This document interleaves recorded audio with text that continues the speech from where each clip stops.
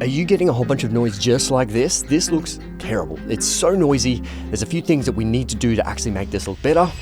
So much cleaner. How does that look? We've got a whole bunch of things to go through, a whole bunch of tips and tricks that you can actually use and apply to your videos right now and make them look so much cleaner, better. Clients are happier, you're happier. So let's get it. What's going on, my friends? I hope you're all doing absolutely fantastic. If you are new to my channel, please consider subscribing. So the first one we do have to talk about is you're exposing too low and then trying to bring it up in post. So you're increasing the gain in post. Now, this is a massive mistake for the main reasons that when you expose too low, closer to that noise floor, then when you bring it up in post, you're bringing up that noise floor as well. So that is one of the biggest mistakes that you are making. And this is why you're bringing up that noise. The noise is really heavy in the blacks. You try and bring it up in post and you've just got so much noise. And this is one of the things that I thought when I first got the A7S III, when it first dropped, I was getting noise and it came down to just exposing incorrectly. I really just wasn't exposing enough in camera and I was just trying to bring everything up in post, which is not correct.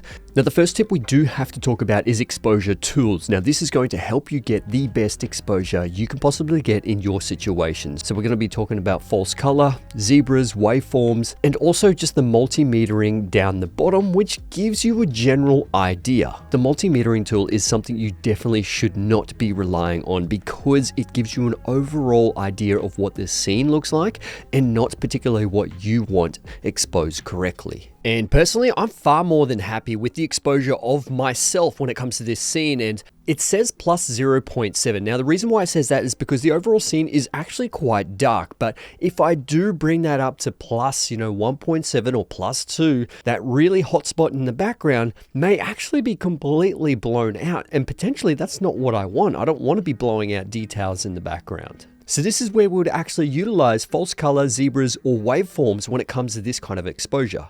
And as you can see here, there's values on the left-hand side, which actually shows you what kind of exposure level you're actually getting that correlates with the colors that are on the screen. And for this particular scene, I'm actually looking for that green, gray, and sort of pinkish colors that I can actually bring down in post for this particular scene. Now, if it was in the blue region, this is where I would actually see that it is actually underexposed. Unless I am doing a silhouette, then that's where the background would actually be far more brighter than the talent itself.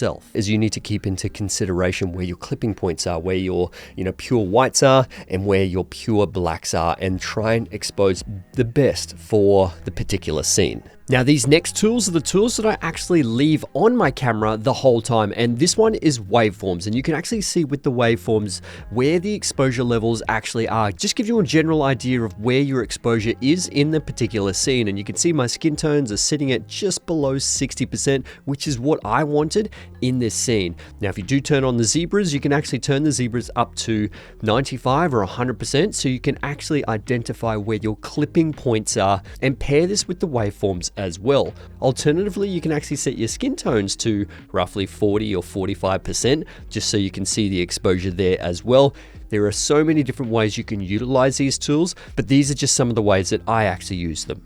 The thing is with clipping points is that if you do actually have something that is completely clipped and overexposed, there is zero detail, it's pure white, and you cannot bring that back. If you underexpose, you've got a little bit more latitude in the underexposure to bring that up.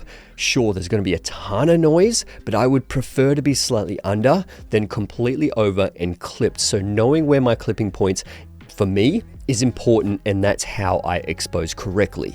So when I say you need to try and expose a little bit better, what a lot of people do in that situation, they use that ISO button and bring the ISO up, which increases the sensitivity of the sensor, which allows more light into the sensor, but increasing that ISO level is probably what's getting you more grain as well. So what happens is that same thing again, there's a certain amount of noise that you've got on the sensor, and if you use that gain or ISO level on your camera and raise the ISO level to 2500, 5000, 6400, if you keep increasing those ISO levels, the noise floor will also raise. So it's very similar to the concept of trying to bring it in post and raising your gain in post. So what do you do then? Do you just leave the ISO down to base? Well, that's what I do. I leave my ISO at my base levels. So let's say with the FX3 or FX6, you've got ISO 800 and 12,800. They're your two base levels where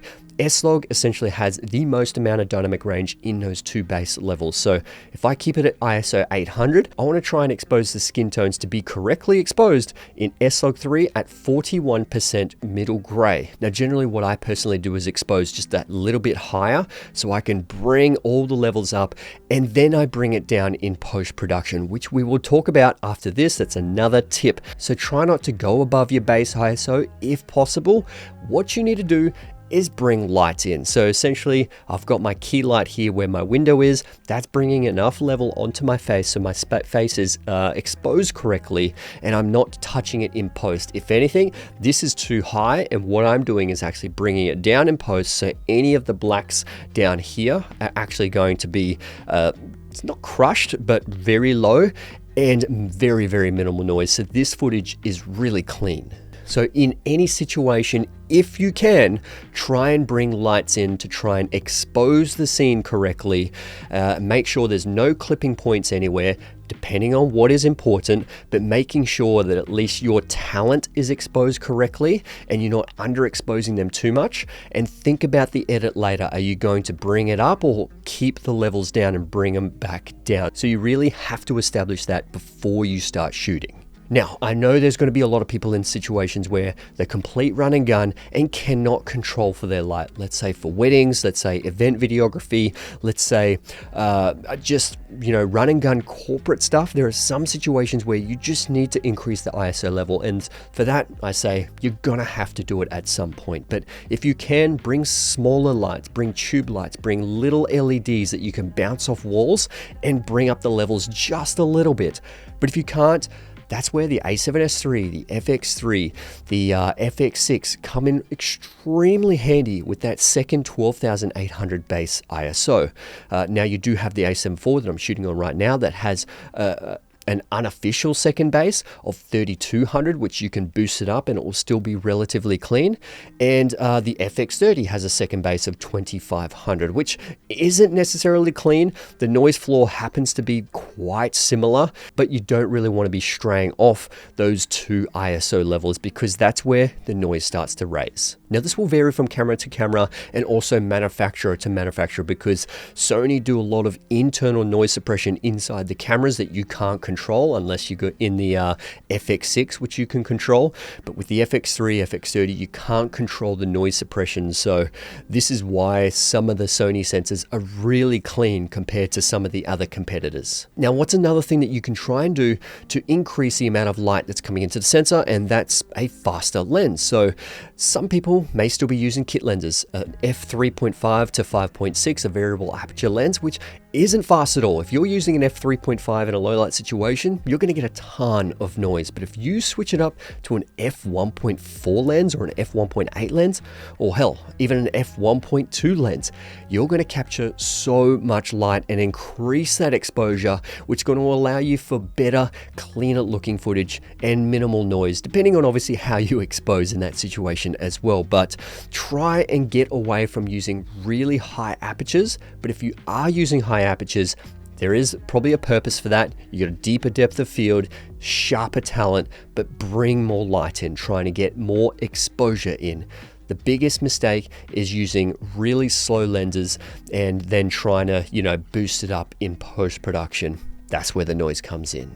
So there obviously is a little bit of a con with faster lenses, especially like vintage lenses or manual cine lenses, is that obviously if you shoot wide open, you've got a very shallow depth of field and it's going to be very difficult to keep your talent in focus or your object in focus. A lot of brand new Sony cameras and lenses are fantastic when it comes to autofocus. Like my 50 f1.2, I can literally shoot at f1.2 with the ZV-E1 and it be in focus almost all the time, which is incredible. And we're very spoiled with this kind of technology. Now, another big one is actually color grading. And this kind of comes down to that very first point, is that you're sort of underexposing and then trying to bring it up in post.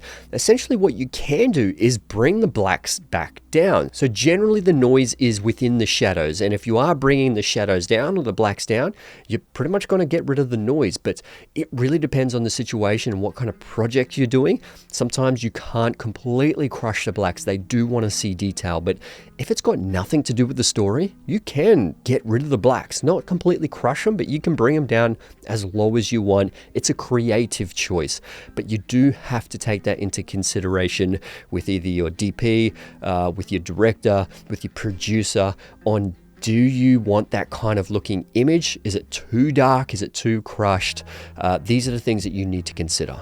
Now, the last case scenario is pretty easy, pretty basic, but that's just noise suppression in your NLE. So I know Premiere Pro doesn't have specific noise reduction inside the software itself.